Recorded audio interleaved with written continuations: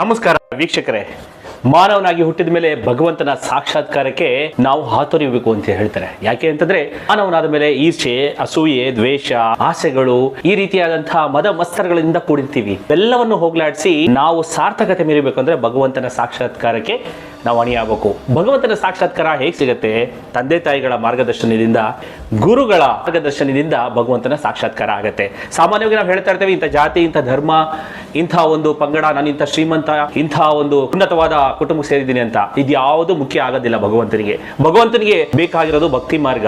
ಭಕ್ತಿ ಮಾರ್ಗಕ್ಕೆ ನಾನಾ ಹೆಸರುಗಳು, ದೇವನೊಬ್ಬ ನಾಮ ಹಲವು ಅಂತ ಹೇಳ್ತಾರೆ. ಆ ವಿಚಾರವಾಗಿ ಸಮುದಾಯ ಟಿವಿ ನಿಮಗೆ ಪ್ರತಿ ಸಲವೂ ಕೂಡ ಸರ್ವಧರ್ಮಗಳ ಸಮನ್ವಯದ ವಿಚಾರಗಳನ್ನು ತೋರಿಸ್ತಾ ಬರ್ತಾ ಇರ್ತದೆ. ಇಲ್ಲಿ ಮಾನವೀಯತೆ, ಶಾಂತಿ, ಸಮೃದ್ಧಿ, ಸಹಬಾಳ್ವೆ. ಬಾಬಾ ಸಾಹೇಬ್ ಅಂಬೇಡ್ಕರ್ ಹೇಳ್ತಾರೆ, ಭಾರತ ಸಂವಿಧಾನ ಯಾರೊಬ್ಬರಿಗೋಸ್ಕರ ಅಲ್ಲ, ಯಾವೊಂದು ಜಾತಿಗೋಸ್ಕರ ಅಲ್ಲ, ಯಾವ ಧರ್ಮಕ್ಕೋಸ್ಕರ ಅಲ್ಲ. ಇದು ಸರ್ವಧರ್ಮಗಳ ಸಮನ್ವಯ. ಪ್ರತಿಯೊಬ್ಬರೂ ಶಾಂತಿಯಿಂದ, ನೆಮ್ಮದಿಯಿಂದ, ಸುಖ, ಶಾಂತಿ, ನೆಮ್ಮದಿಯಿಂದ ಬದುಕಬೇಕು ಅನ್ನೋ ಸದುದ್ದೇಶದಿಂದ ಮಾಡಿದ್ದೇನೆ ಅಂತ ಹೇಳ್ತಾರೆ. ಎಂತಹ ಅದ್ಭುತವಾದಂತಹ ವಿಚಾರ ಅಲ್ವಾ? ಇಷ್ಟು ಪೀಠಿಗೆ ಯಾಕೆ ಆಗ್ತಾ ಇದ್ದೀನಿ ಗೊತ್ತಾ? ಇವತ್ತು ನಾನು ನಿಮಗೆ ಪರಿಚಯ ಮಾಡಿಸ್ತಾ ಇರತಕ್ಕಂಥ ವ್ಯಕ್ತಿ ಮಹೋನ್ನತ ಜ್ಞಾನವಂತರು. ಭಗವಂತನ ಸಾಕ್ಷಾತ್ಕಾರಕ್ಕೆ ಮಾರ್ಗದರ್ಶನವನ್ನು ತೋರುತ್ತಾ ಭಾಷೆಗಳಲ್ಲಿ ಬದಲಾವಣೆ ಆಗ್ಬೋದು, ಆದರೆ ಗುರುಗಳ ಮಾರ್ಗದರ್ಶನದಲ್ಲಿ ಯಾವುದೇ ಕಾರಣಕ್ಕೂ ಬದಲಾವಣೆ ಇರೋದಿಲ್ಲ. ಎಲ್ಲರನ್ನೂ ಆಧರಿಸ್ತಾರೆ, ಎಲ್ಲರನ್ನೂ ಪ್ರೀತಿಸ್ತಾರೆ. ಉದಾಹರಣೆ ಅಂದರೆ ನಾವೇ ಇವತ್ತು ನಾವು ಬರ್ತೀವಿ ಅಂದ ತಕ್ಷಣ ಬರಮಾಡಿಕೊಂಡು ಆಶೀರ್ವಚನ ನೀಡಿ ನಮ್ಮನ್ನು ಹರಸಿ ಆಣಿಮುತ್ತುಗಳಂಥ ಮಾತುಗಳನ್ನು ನೀಡಲು ಸಿದ್ಧವಾಗಿದ್ದಾರಲ್ಲ, ಇದಕ್ಕಿಂತ ಅವರ ವ್ಯಕ್ತಿತ್ವವನ್ನು, ಮೇರು ವ್ಯಕ್ತಿತ್ವದ ಗುಣವನ್ನು ನಾನು ಹೇಗೆ ಹೇಳಿ ನಮ್ಮೊಂದಿಗೆ ಎಂದರೆ ನಮ್ಮ ಹೆಮ್ಮೆಯ ಜಾಮಿಯಾ ಮಸೀದಿಯ ಧರ್ಮಗುರುಗಳು ಆಧ್ಯಾತ್ಮಿಕದ ಜೊತೆಗೆ ವಿದ್ಯಾಭ್ಯಾಸವನ್ನು ಕೂಡ ಮುನ್ನಡೆಸಿಕೊಂಡು ಎಲ್ಲರಿಗೂ ಆದರ್ಶವಾಗಿದ್ದಾರೆ. ಎಷ್ಟು ಅದ್ಭುತ ಅನಿಸ್ತಾ ಇದೆಯಲ್ಲ. ಇನ್ಯಾಕೆ ತಡ, ನಾನು ಹಾತೊಯ್ತಾ ಇದ್ದೀನಿ ಅವ್ರನ್ನ ಮಾತಾಡಿಸ್ಬೇಕು ಅಂತ. ಬಹಳಷ್ಟು ಕಡೆ ಬಹಳಷ್ಟು ಸಾಮಾಜಿಕ ಕೆಲಸಗಳು, ಮಾನವೀಯತೆ ಕೆಲಸಗಳಲ್ಲಿ, ಸ್ಪಿರಿಚುಯಾಲಿಟಿ ಕೆಲಸಗಳಲ್ಲಿ ಮುಂದೆ ಇರ್ತಾರೆ. ನಮ್ಮ ಮೆಚ್ಚಿನ ಡಾಕ್ಟರ್ ಇಮ್ರಾನ್ ಮಕ್ಸೂದ್ ರಶದ್ ಸಾಹೇಬರು. ಸರ್, ಕ್ಷಮೆ ಇರಲಿ, ನಿಮ್ಮ ಹೆಸರನ್ನು ಉಚ್ಚಾರಣೆ ಮಾಡಲಿಕ್ಕೆ ಸ್ವಲ್ಪ ಭಯ, ಸಂಕೋಚ, ಭಕ್ತಿ. ಯಾಕೆಂದರೆ ಭಗವಂತನ ನಾಮ ಹೇಳಬೇಕಾದ್ರೆ ಹೇಗೆ ಮೈಯೆಲ್ಲ ರೋಮಾಂಚನ ಆಗುತ್ತೆ, ಹಾಗೆ ಆಗ್ತಿದೆ ಗುರುಗಳೇ. ನಿಮ್ಮನ್ನು ಭೇಟಿ ಮಾಡಿದ್ದು ನಮಗೆ ಬಹಳ ಸಂತೋಷ ಆಯಿತು. ನಮಸ್ಕಾರ. ಬಿಸ್ಮಿಲ್ಲಾಹಿರ್ ರಹಮಾನಿರ್ ರಹೀಮ್. ನಮ್ಮ ಉದಯ ಟಿ ವಿನಿಂದ ಅಂಜನ್ ಕುಮಾರ್ ಸಾಹೇಬರು ಬಂದುಬಿಟ್ಟು ಬಹಳ ಒಳ್ಳೆ ರೀತಿಯಲ್ಲಿ ಇಂಟ್ರೊಡ್ಯೂಸ್ ಮಾಡಿದ್ದಾರೆ. ಆ ರೀತಿಯಲ್ಲಿ ನಾನು ಒಬ್ಬ ಮನುಷ್ಯ, ಬಟ್ ನಮಗೆ ಒಂದು ಗುರುಗಳು ಈ ಸ್ಥಾನ ಕೊಟ್ಟಿದ್ದಾರೆ ದೇವರು. ಅದಕ್ಕಾಗಿ ನಾನು ಯಾವ ರೀತಿಯಲ್ಲಿ ಕೆಲಸ ಮಾಡೋದಕ್ಕೆ ಆಗುತ್ತೆ ಆ ರೀತಿಯಲ್ಲಿ ಕೆಲಸ ಮಾಡೋದಕ್ಕೆ ನಾನು ಮುಂದ್ಗಡೆ ಹೋಗ್ತಾ ಇರ್ತೀನಿ. ಹಿಂದ್ಗಡೆ ನಾನು ನೋಡೋದಿಲ್ಲ ಯಾವಾಗ. ನನ್ನದು ಒಂದು ಇದು ಏನಂದರೆ, ಎಲ್ಲರೂ ನಾವು ಇಂಡಿಯನ್ಸು ಎಲ್ಲರೂ ಒಗ್ಗಟ್ಟಾಗಿ ಒಳ್ಳೆ ರೀತಿಯಲ್ಲಿ ನಾವು ಲೈಫ್ ಇಲ್ಲಿ ಮಾಡಬೇಕು. ಆಮೇಲೆ ನಾನು US ಗೆ ಹೋಗಿದ್ದೀನಿ. ಅಲ್ಲಿ ನಾನು ನೋಡಿದ್ದೀನಿ, ಬಹಳ ಅಲ್ಲಿ ಜಾಸ್ತಿ ಇದು ಆಗಿದೆ. ನೋಡ್ತಾ ಇರ್ತೀನಿ, ಕಾಲೇಜಸ್ ಒಳ್ಳೆ ರೀತಿಯಲ್ಲಿ ಐತೆ, ರೋಡ್ಸ್ ಒಳ್ಳೆ ರೀತಿಯಲ್ಲಿ ಐತೆ, ಪಾರ್ಕ್ಸ್ ಒಳ್ಳೆ ರೀತಿಯಲ್ಲಿ ಐತೆ. ಬಹಳ ಅದು ಮುಂಚೆ ಹೋಗಿದ್ದಾನೆ. ಆಮೇಲೆ ಅಲ್ಲಿ ಏನೋ ಇವರು ಅವರು ಅಂತ ಏನು ಅಲ್ಲಿ ನಾನು ನೋಡಲಿಲ್ಲ. ಆ ಥರನೇ ನಮ್ಮ ದೇಶದಲ್ಲಿ ನಾವು ಮುಂದ್ಗಡೆ ಹೋಗಬೇಕು. ನಮ್ಮ ಸೈಂಟಿಸ್ಟ್ ಬಹಳ ಇದ್ದಾರೆ, ಅವರು ನಮ್ಮ ಇದರಲ್ಲಿ ಡಾಕ್ಟರ್ಸು ಇದ್ದಾರೆ. ಎಲ್ಲರೂ ಅಲ್ಲಿಗೆ ಹೋಗಿಬಿಟ್ಟು ಕೆಲಸ ಮಾಡ್ತಾರೆ. ನನಗೆ ಒಂದು ಇದು ಇಲ್ಲ. ನನಗೆ ಅಮೆರಿಕಾದಲ್ಲಿ ಕೆಲಸ ಮಾಡೋದಕ್ಕೆ ಅವಕಾಶ ಇತ್ತು. ಅವರು ಒಂದು ನಮಗೆ ಇನ್ವಿಟೇಷನ್ ಕೊಟ್ಟಿದ್ದರು, ಇಲ್ಲಿಗೆ ಬನ್ನಿ, ನಾನು 3 ಲಕ್ಷ ನಿಮಗೆ ಕೊಡ್ತೀನಿ, ಅಲ್ಲಿಗೆ ಬನ್ನಿ, ನಾವು ಎಲ್ಲ ಸುವಿಧಾ ಕೊಡ್ತೀವಿ, ಒಂದು ಅಪಾರ್ಟ್ಮೆಂಟ್ಸ್ ಕೊಡ್ತೀನಿ, ಆಮೇಲೆ ತಮಗೆ ಒಂದು ಹೆಲ್ತ್ ಇನ್ಶೂರೆನ್ಸು ಮತ್ತು ನಮ್ಮ ಹುಡುಗೀಸ್ಗೆ ನಮ್ಮ ಇದಕ್ಕೆ ಅವರು ಎಲ್ಲ ಎಜುಕೇಷನ್ ಫ್ರೀ, ಆಮೇಲೆ ಗ್ಯಾಸ್ ಫ್ರೀ, ಎಲೆಕ್ಟ್ರಿಸಿಟಿ ಫ್ರೀ. ಬೇರೆ ಏನು ನಾನು ಮಾಡಬೇಕು ಇದು 3 ಲಕ್ಷನಲ್ಲಿ ಅಂದರೆ, ಇಲ್ಲ ನೀವು ಇಟ್ಕೊಳ್ಳಿ ಅಂತ ಹೇಳಿದರು. ಓನ್ಲಿ ಊಟ ನೀವು ಮಾಡೋದಕ್ಕೆ ಅಷ್ಟು ದುಡ್ಡು ಇದ್ರೆ ಸಾಕು, ಬಾಕಿ ಎಷ್ಟು ಐತೆ ಅದರಲ್ಲಿ ನೀವು ಏನು ಮಾಡ್ಕೊಬೇಕು ಅದು ಮಾಡ್ಕೊಳ್ಳಿ, ಬಟ್ ಇಲ್ಲಿಗೆ ಬನ್ನಿ ಅಂತ ಹೇಳಿದರು. ಆವತ್ತು ಅವ್ರಿಗೆ ನಾನು ಉತ್ತರ ಕೊಟ್ಟಿದ್ದೀನಿ, ನಂದು ಪ್ರೀತಿ ನಮ್ಮ ದೇಶಕ್ಕೆ ಐತೆ.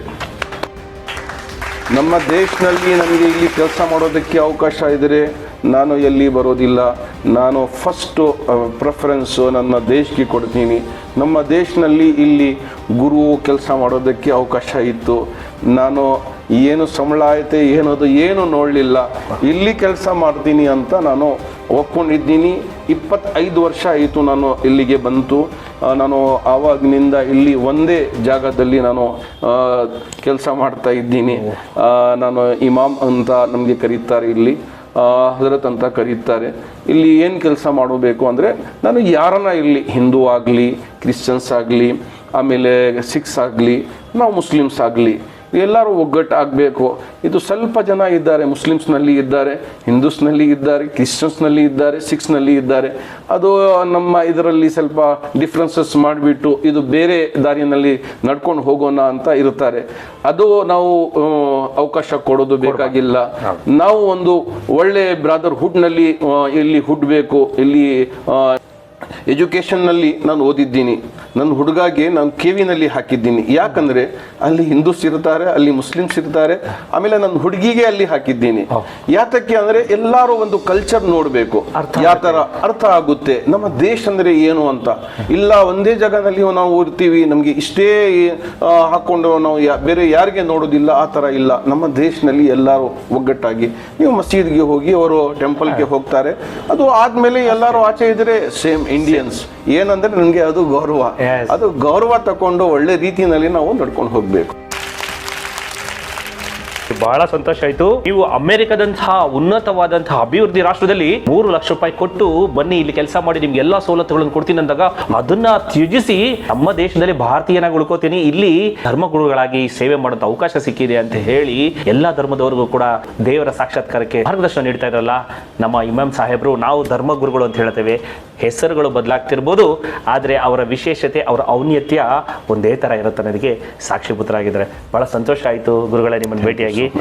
ಈಗ ನಮ್ಮ ವೀಕ್ಷಕರು ಮತ್ತು ನಾಗರಿಕರಿಗೆ ನಮ್ಮ ಮುಂದಿನ ದಿನಗಳಲ್ಲಿ ಈಗ ರಂಜಾನ್ ಬರ್ತಿದೆ, ರಂಜಾನ್ ಹಬ್ಬದ ಶುಭಾಶಯಗಳು ತಮ್ಮ ಬಾಯಿಂದ ಕೇಳಬೇಕು ಅಂತ ಆಸೆ ಗುರುಜಿ.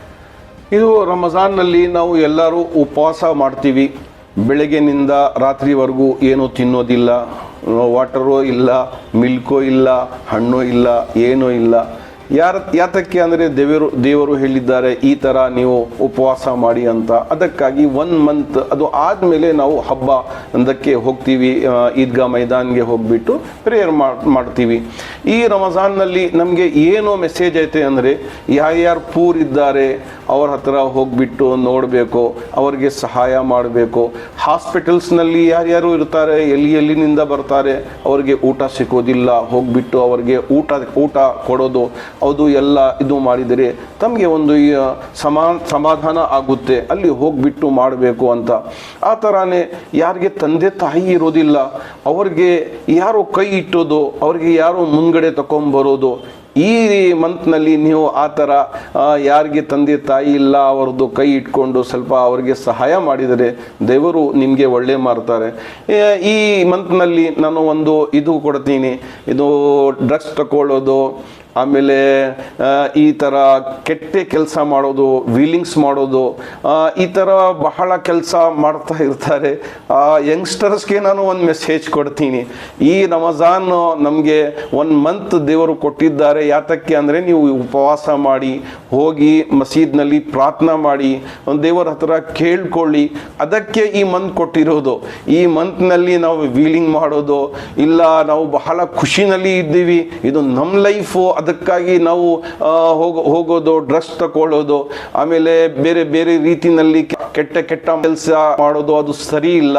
ಅದಕ್ಕಾಗಿ ಕೈ ಜೋಡಿಸ್ತಿ ತಮಗೆ ಎಲ್ಲರಿಗೆ ಒಂದು ಅಪೀಲ್ ಮಾಡ್ತೀನಿ, ನೋಡಿ ಇದು ಎಲ್ಲ ಮಾಡಬೇಡಿ. ನೀವು ಮಸೀದ್ಗೆ ಬನ್ನಿ, ಇಲ್ಲ ಅಂದರೆ ದೇವಸ್ಥಾನಕ್ಕೆ ಹೋಗಿ, ನಮ್ಮ ಹಿಂದೂಸು ಅಲ್ಲಿ ಪ್ರಾರ್ಥನೆ ಮಾಡಿ, ಇಲ್ಲಿ ಪ್ರಾರ್ಥನೆ ಮಾಡಿ ಮುಸ್ಲಿಂ ಅವರು.